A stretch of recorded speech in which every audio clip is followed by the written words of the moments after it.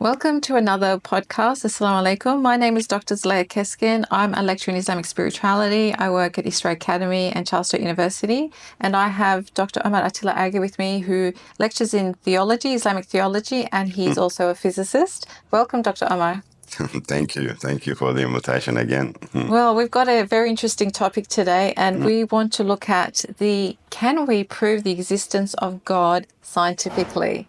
So that's, often bringing science, especially in the Western world, bringing science and religion together seems to be like trying to bring water and oil together. It doesn't mix kind of thing. Yes. Do you find that approach makes it more challenging to talk about these topics? Not really. There are a lot of people, in particular, disbelievers as well, or skeptics, we can say agnostics, we can say, who argue that, God's existence cannot be proven scientifically. There are some believers who argue for that too. And I think the key word there is proven and scientific. They are the two key words there. Yeah. Because people often confuse proof with evidence. They are two different concepts. The proof is something, you made a claim and you have actually, physical proof to support that claim. But evidence is a different thing. Evidence is the information that you gather, to move towards a proof. And evidence includes, for example, documentation. It includes testimonies. The human testimonies, it could be. And evidence also includes objects, the physical objects. If we think about a crime scene, that you would understand what I'm saying there. So evidence, as it increases, it sort of strengthens the claim, and it moves towards proof. So That's evidence what can lead to proof? Yes, evidence, if it increases, if you have more evidence, then you're closer to proving the thing. But the argument, you cannot prove God scientifically if we are referring to actually testing God, in a lab or something, or through scientific methodologies, It's not possible because you cannot test the supernatural. But usually when people make that statement, they make it halfway. They are not making the full statement. They're saying you cannot prove the existence of God scientifically. No, but you cannot disprove either. You got to give the full sentence there, full argument there. And I think the second part is more impossibility. You cannot disprove God scientifically, because how are you going to test the supernatural? The universe is so big, can you go beyond the universe? No. So disproving God is a bigger impossibility than proving God scientifically, you know what I mean? But a lot of non-believers in God would not see that it's on them. That's interesting. There's almost like a psychology to what you're saying. They don't feel like the onus is on them to prove that God doesn't exist. They would say you have to prove that God exists. That's a common claim. Yeah. That's a common claim.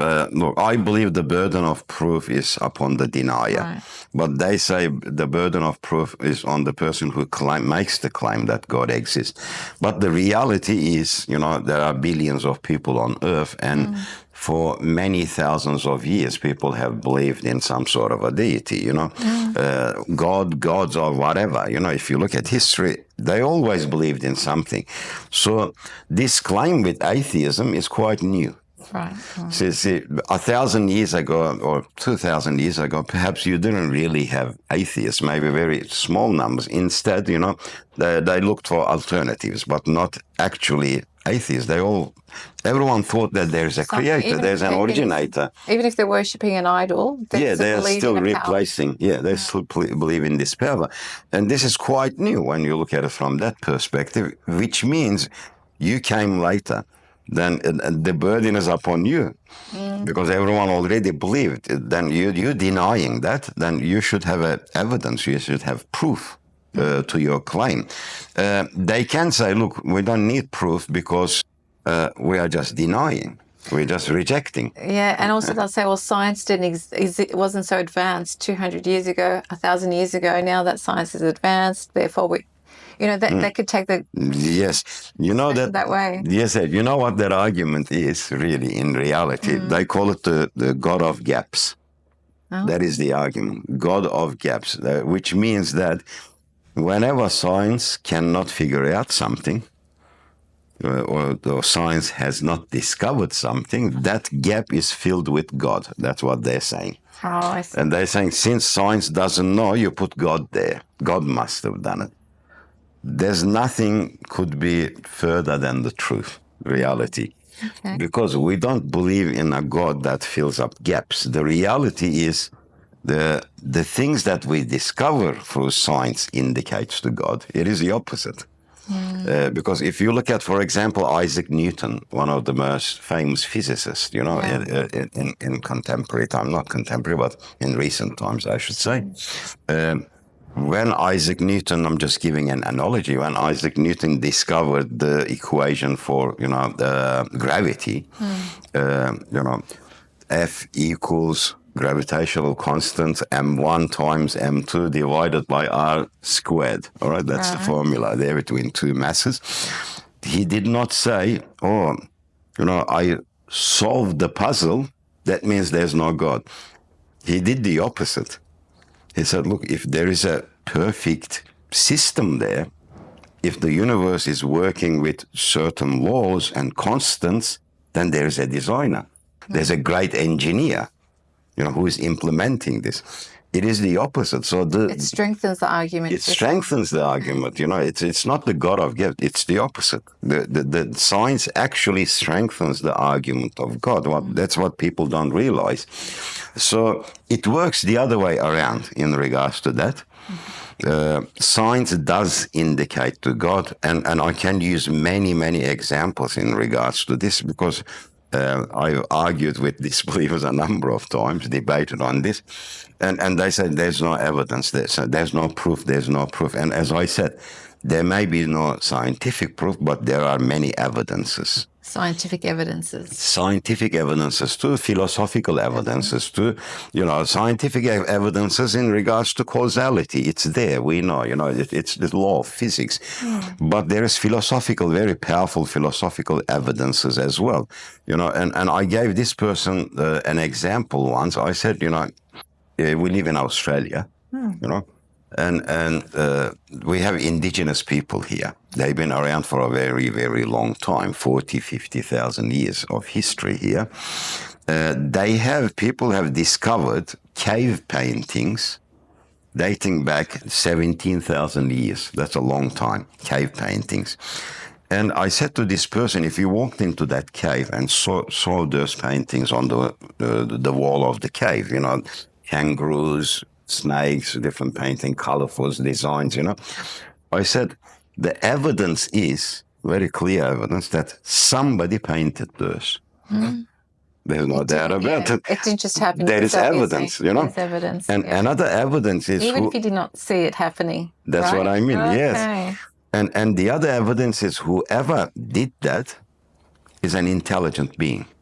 Because there's symmetry there, there's designs there, you can tell it's an artistic work. So intelligent agent. I said, you may not be able to prove who did it. Proof is different because you can't go back 17,000 years and actually see the person, but you can be certain that somebody did that. So some people come, argue against this, like famous, atheists. One of the most famous atheists at the moment is Richard Dawkins. He's very famous, and he comes with arguments like, if we were a product of design, intelligent design, he says we should not have certain faults as human beings in our bodies. Like one common thing that they use, there's a blind spot in human eye. Right. Because of the retina, the optic nerve, and there's a point there that it's called the blind spot. And they say, well, if God created human beings, that it would be perfection, not mistakes like that. From their point of view, that's a mistake, But the reality is it doesn't change the argument, because if you purchase a Ferrari, let us say, Testarossa, very famous Ferraris, $2 million. I'm just giving an example. And you purchase Ferrari, you jump into it, you set your windows, and there's a blind spot on the window. Do you say, nobody engineered this, nobody made this, because there's a problem there? No, that doesn't change the argument, because you can see the design, you can see the complexity, the perfection, And even with the human body, we imply or we think there's a problem. Like I've heard this with the appendix as well, saying, oh, it doesn't have a purpose. I thought everything was created with a purpose. It does. Yeah, and the evidence shows that there is a purpose behind the appendix, but also what we see as a flaw isn't really a flaw. Because we, as a human being, are looking at something, a human body, from our limited perspective and making a judgment. Like a Ferrari, I could say, like I know very little about a car. I can look at it and I can say, oh, look, the design of this is, it's hopeless, it's not good enough. But someone who understands design, engineer of a car will look at me and think she has no idea what she's talking about, because they understand the intricacies and the dynamics of engineering and structure and so forth. Yeah. So, but whoever looks at it, whether they like it or not, they will agree that it was engineered. Yeah, it was right. engineered. Yeah, there's an engineer there, and there's a intelligence behind. Intelligent agent behind it. And if you look at the universe. Yeah. What is, a Ferrari compared to, for example, dragonfly? I'm just giving an example. What is a Ferrari? What is a Mona Lisa painting compared to a real butterfly? You cannot even match them. Look at the beauty in the real nature. Everything has a symmetry. According to ancient Greek philosophers, when they defined beauty, one of them was symmetry. And we see this in nature. Everything has this perfect symmetry. There is a designer behind them. If people are not seeing this, then the Quran, that famous verse in the Quran, Surah Al-Baqarah, which says, they look, they don't see. They listen, they don't hear. Their hearts are sealed. You're just seeing it, but not accepting it. This is something that we cannot deny, all the way from, the way that all atoms, molecules are configured, the proteins in the human body, the way they work, everything, our DNA coding, These are all amazing signs of design in front of us, and trying to explain that with coincidences and chances, it does not work. But stubbornness, that's the real problem there. So they're all scientific evidences. That stuck in my mind that you mentioned. So these are all scientific evidences, because when we look at creation through the eye of science, we see the intricacies, we see the intelligent design. So I guess that means that it's really important for us to look at really the universe from that perspective, isn't it? Yeah, it is a perspective, like you said. But as I said before, people like, for example, Richard Dawkins and many atheists repeat that. We talked about this once with you, I think. I find that very childish, these sort of claims. They say, look, I don't believe in fairies either. I don't believe in unicorns either, I don't know, how can you compare God to fairies and unicorns? Is there any evidence to existence of unicorns? Is there any evidence to the existence of fairies? How do you, bridge the two together? But there are billions of evidences to the existence of God. We can say everything indicates to God. What indicates to fairies? How can you make a comparison like that? And intelligent people making claims like that, it sounds funny to me, comical. So that is not an argument. Flawed argument, isn't it? Yeah, flawed, very flawed. And these people do not have an argument at all for the non-existence of God. That is why they always try to attack religion. They always try to look for flaws in religion, because they don't have an argument of their own. It's attacking and ridiculing as well, isn't it? If you have an argument for God, bring it up. We'll discuss it. Say, this is the argument for God. I have never heard a valid argument to disprove God. I have never heard of one. Neither scientific nor philosophical. There is only one common argument they keep on using. It is the theodicy argument, Why does God allow evil, If evil exists, then there's no God. It does, it's contradiction, they say. But there is not an argument to disprove God. No. Evil can exist, God can still exist. That's a different thing. It is not disproving God. No, you know what I mean? it just that's why your analogy of the cave was very powerful, because it's, again, you can't, when you see that, there has to be with everything that, you say there's something behind, a cause behind, a causality. Yes. And when you see that picture, even if you did not see someone actually carve it out on the cave, Yes. you know that it didn't happen from nowhere. But then we're saying this universe, perfect universe, happened from nowhere. It happened to me with one person. We were going back and forth. He's saying that, you claim God exists, you prove it. And I'm saying to him, you're denying God, you prove it. At the end, I said to this person, how about this, You give me only one proof, one evidence that God doesn't exist. In return, I will give you 10 proofs. And the person couldn't give one proof, not even one. And at the end, I listed some of the proofs that, the evidences that we have, and I said that the causality argument, temporal regress argument, contingency argument, design argument, teleological argument, the lawgiver argument, there's so many of them that we can produce. They're all evidences, as I said. And when evidences gather, become a huge pile, it's a proof. It becomes a proof, but they cannot provide a proof. Can I ask another question? It's related to this, and it's based on the comments that we get sometimes from our viewers.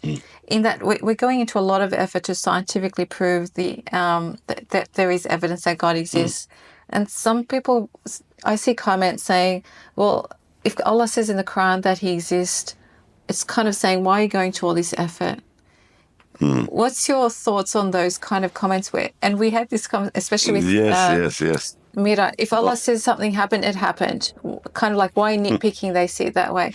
I think these conversations are so important. Yes. What are your thoughts? I saw one comment that we did for Isra. I laughed when I saw that. I wouldn't listen to a man without beard. So you get this type of mentalities too. It's really comical. I don't know which age they're living in.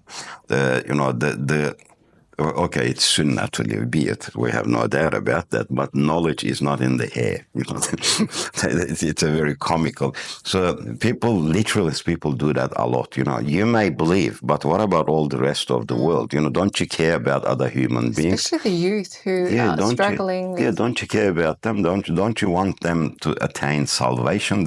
So we are, in a way, doing a prophetic mission. We're following what the prophet did. So our aim is to, save people's eternity. That's what this is all about. So we will explain with every means, whether it's philosophical, scientific, theological, we will use all means. Whatever it takes. Spiritual, like you said, it's important, yes. At the end of the day, of course, faith is in the heart, in the mind, It is not something you can actually test. So there's belief there, but there are a lot of evidence to it as well. So this is what our intention is. That's why we are explaining. Another important thing is they're saying, why do you use science? The reality is, I always repeat this, but God Almighty, Allah subhanahu wa ta'ala, has sent us 2 books. People fail to understand this. One is Book of Revelation. The other one is Book of Creation. Can you say, Book of the Universe? That's right. Can you say the Quran is authored by Allah, like Kalamullah, but the universe was done by someone else? Ridiculous. And Allah refers to both as ayah, signs in the Quran. Yes. So they are both signs of the existence of Allah. Just on that point you mentioned about science, I remember I did my undergrad degree in pharmacy, and I still till today, I was 18 then, which was many years ago, there was a lecture on genetics, and I think my faith quadrupled when I listened to that lecture. It was just incredible how things function. Just the genetics aspect of us. And I couldn't help saying, SubhanAllah. And so to me, if anything, science has helped strengthen my faith in Allah. It does, doesn't it? The other day I was reading an article about fruit flies. The size of the fruit fly's brain, it's millimetric, very small, and it has 40,000 neurons in it. it has the ability to memorize things. It's unbelievable. That little tiny thing, after seeing that design, how could you deny the designer? Yeah. And it's in very simple things, and art requires an artist, a mechanical design, for example, Like the requires an Ferrari. engineer. Yeah. A book needs an author. The It's book so needs an many author, examples. and the universe is, as I said, it's a huge book. It's a huge library, made up of laws, systems, constants. All of these things indicates to this grand designer. Whether people accept that is God or not, that's a different thing. That's their choice. But something is there. There is this great intelligence there. There's this agent there. You have to accept that. Yeah. Wow. Yes. Thank you for that. That's probably a great way to end the discussion. Talking about the scientific evidence for the existence of God. If there's any topic that you would like us to cover, please put it in the comments what that topic might be. We'd be happy to explore that. But once again, thank you for joining us, Thank Dr. you. Omer. Thank you. And until next time, Assalamu alaikum.